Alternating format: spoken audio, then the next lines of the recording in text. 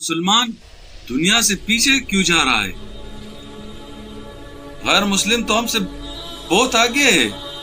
دنیا نے کتنی ترقی کر لی. قرآن کہتا ہے ان اللہ لا یغیر ما بقوم حتی یغیر ما بانفسهم، کہ اللہ تعالیٰ کسی قوم کی حالت اس وقت نہیں بدلتا جب تک کہ وہ خود اپنی حالت نہ بدلے. جب تک ہم اپنی زندگیوں میں خود تبدیلی نہ لائے تب تک ہماری حالت نہیں بدل سکتی. جب تک ہم اپنے صحیح معنوں میں دین اختیار نہ کرے، دین کے تقاضوں کو پورا نہ کرے، تب تک ممکن ہی نہیں کہ ہم رسوائی اور ذلت سے چھٹکارا پائے. آج نہ ہمارے پاس انصاف ہے اور نہ عدل ہے، نہ تقوی ہے اور نہ علم اور عمل ہے. ہم ویسے ہی زندگی گزار رہے ہیں. حالانکہ ہم نے تو اقرار کر لیا ہے کہ ہم اللہ وحدہ لا شریک کے علاوہ کسی کو نہیں مانیں گے اور سنت کے طریقوں کو اختیار کریں گے. قرآن تو ہمارے سامنے رکھا ہوا ہے، ہم ہر روز دیکھتے ہیں، صرف دیکھنے کے لیے رکھا ہوا ہے. نہیں پڑھتے ہیں اور نہیں سمجھتے اور نہیں عمل کرتے. ہم نے کبھی سیرت کو جانا ہی نہیں، کبھی یہ تک نہ سوچا کہ ہمارے نبی صلی اللہ علیہ وسلم نے ہمارے لیے کیا نہیں ہے. کبھی ہم نے پڑھا ہی نہیں. بہت سے لوگ ہمارے بہت سے لوگ ایسے ہیں کہ انہیں کبھی یہ پتہ بھی نہیں ہے کہ ہمارے نبی صلی اللہ علیہ وسلم نے زندگی کیسے گزاری ہے، صحابہ نے کیسی زندگی گزاری، دین ہم تک پہنچا کیسے ہے. یہ کوشش ہی ہم نے نہیں کی. تو ہم کیا سمجھے اپنے دین کو، کیا ہم زندگیوں میں تبدیلی لائے. جب تک ہم قرآن نہ پڑھے، قرآن پہ عمل نہ کرے، تب تک ہماری زندگی نہیں بدل سکتی.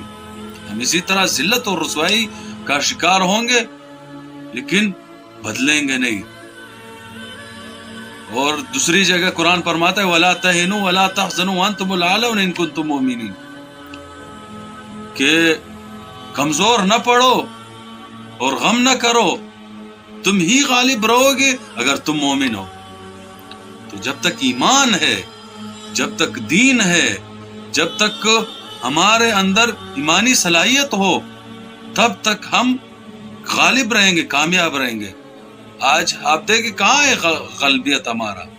غیر مسلم تو بڑے دبدبے سے ہمارے اوپر اپنی منمانیاں کر رہے ہیں. ہم کہاں ہے غلبہ ہمارے تو ان کا غلبہ ہے ہمارے اوپر. ہم تو غالب نہیں ہے، تو مغلوب بن گئے ہیں.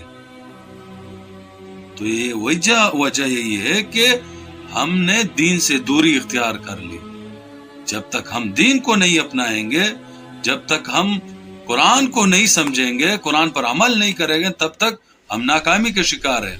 اور ہم دنیا کی زندگی میں اتنے مصروف ہو گئے، دنیا کی لالچ اور دھوکے نے ہمیں اتنا مصروف رکھا کہ ہم آخرت ہی کو بھول گئے. قرآن تو کہتا ہے وَمَا الْحَيَاةُ الدُّنْيَا إِلَّا مَتَاعُ الْغُرُورِ، دنیا صرف دھوکہ ہی ہے، دھوکے کا ساز سامان ہے.